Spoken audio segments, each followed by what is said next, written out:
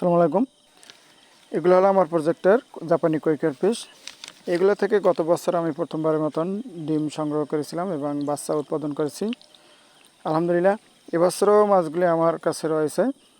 সবগুলো মাছ আমার পুকুরে আছে। এবছর ইনশাআল্লাহ নভেম্বরের শুরু থেকেই ডিম এবং বাচ্চা উৎপাদন করব ইনশাআল্লাহ। দেখেন মাছগুলো কিন্তু খুবই কালারফুল এবং মাছগুলোর কোয়ালিটিও খুব ভালো। তো রঙিন মাছের পাশাপাশি আমার যে অ্যাগ্রো প্রজেক্ট রয়েছে সেই অ্যাগ্রো প্রজেক্টের ভিতরে বেশ অনেক প্রজাতির সবজি লাগিয়ে দিয়েছি। বিশেষ করে লাল শাক দেখতে পাচ্ছেন আপনারা এখন অনেকগুলি জায়গাতে লাল শাকের বীজ বপন করে দিয়েছি। আলহামদুলিল্লাহ অনেক ভালোভাবে লাল শাকের বীজ থেকে আমার চারা হয়েছে। পাশাপাশি রয়েছে আমার বোম্বাই মরিচ গাছ এবং বেগুন গাছ এবং লাউ গাছ।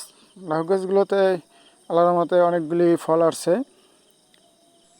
দেখেন এখানে আছে বেগুন গাছ। বেগুন গাছগুলো প্রত্যেকটা বেগুন গাছ থেকেই অনেকগুলি বেগুন আগে তোলা হয়েছে। তো নতুন করে আবার অনেকগুলি ফুল এবং ফল আসছে।